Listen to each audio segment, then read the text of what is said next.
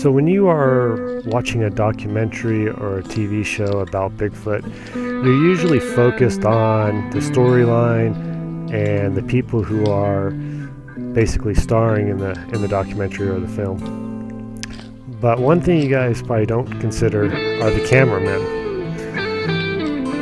I'd like to introduce you guys to a friend of mine. His name is Marshall White.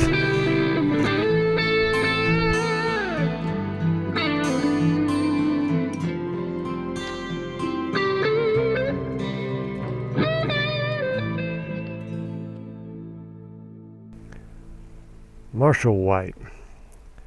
He was tasked with a large job. His job was to film us, a group of investigators and researchers, as we traveled around Pend Oreille County, going after any reports of Bigfoot activity. I'm sure when he started out on this adventure with all of us, he had no idea what he was about to get himself into. These cameramen who are behind the scenes aren't just employees. They're not just the camera guy. They become part of the team. They're right there with us through the whole thing. They investigate with us, they share their experiences, and they experience what we experience. They eat the same food we do, sleep on the same grounds that we do, and go tripping over every little thing in the dark. Their job is a tough one. And I gotta give Marshall credit. He was a true trooper, and his approach to this and his eye to detail was amazing. This video is dedicated to the guy with the camera.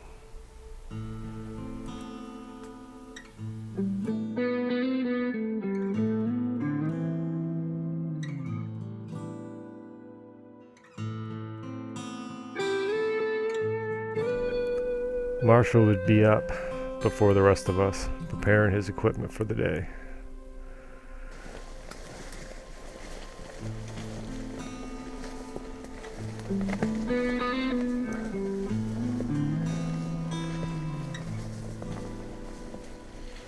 And no matter how rough the terrain was that we were going through, he was always right beside us, documenting everything with no complaints.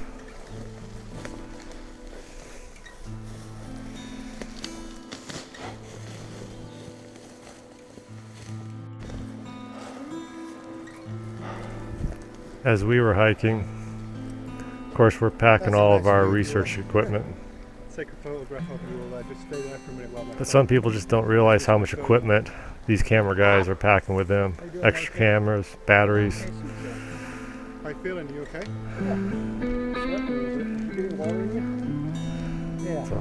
It's a hard life to document Bigfoot researchers.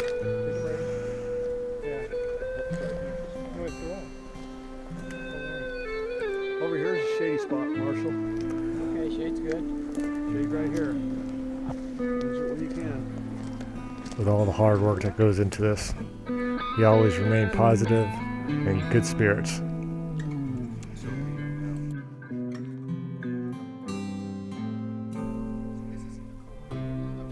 And when our camera guy has an experience, that experience becomes the story then. Yeah, we stopped, I remember that. I heard some chattering over through the woods, over this way. And so Bill and I got back in the truck, and we drove down to where there's an opening in a field. We parked into the shadows right before you get into that opening, and we stopped to listen again.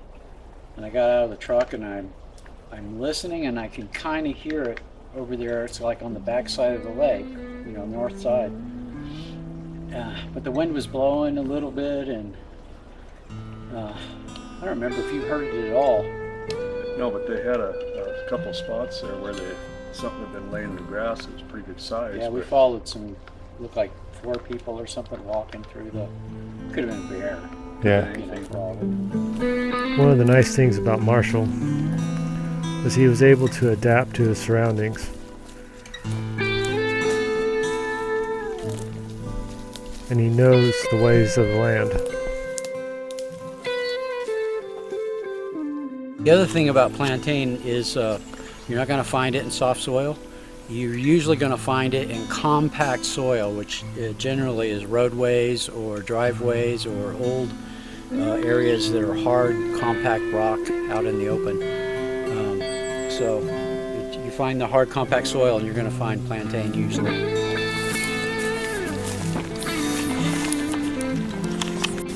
Okay, here's one. All right. See this leaf here? This is plantain. This is the round leaf one, but they also have a one that comes more to a point. They call it oval leaf. And plantain, especially if you get the real small ones, smaller than this, you can wash them off, put them on your salad, and eat them. And they're really good for you. There's people that report their horses have eaten them and they live to an old age because they had them in their field. They also offer there, they grow a stem, which is a seed. And the seed's a laxative? Yeah, the seed is a natural laxative, so if you're constipated, you can chew on this, eat it, or make a tea. In fact, you can make a tea out of the leaf and the seeds. It's really good for you. Awesome. Good to know. Yeah. I truly do hope I have an opportunity to work with Marshall again in the near future.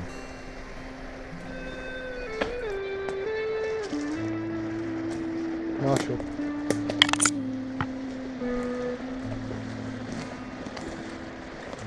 So we're scanning the riverbank looking for prints, and then very clearly behind us, approximately about 25 yards, I'd say, there was a very clear snap of what sounded like a large animal moving through the bush in parallel to us. Now again, we can't say it was a Bigfoot. We don't see it, we don't know. But there is a large animal in the woods around here right now, so potentially building a bit. That's why we're going to be walking that way, to kind of see if there's any footprints that cross parallels.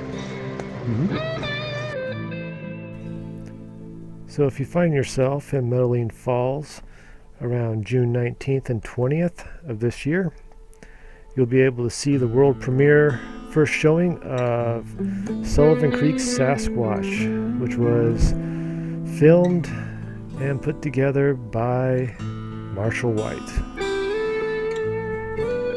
If you guys want to follow more of him, I will add links down below to his YouTube channels, and I encourage you guys to subscribe and support this man in his work.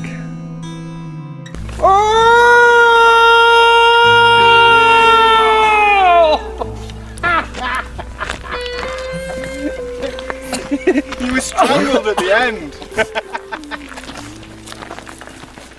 Steve's gonna go in.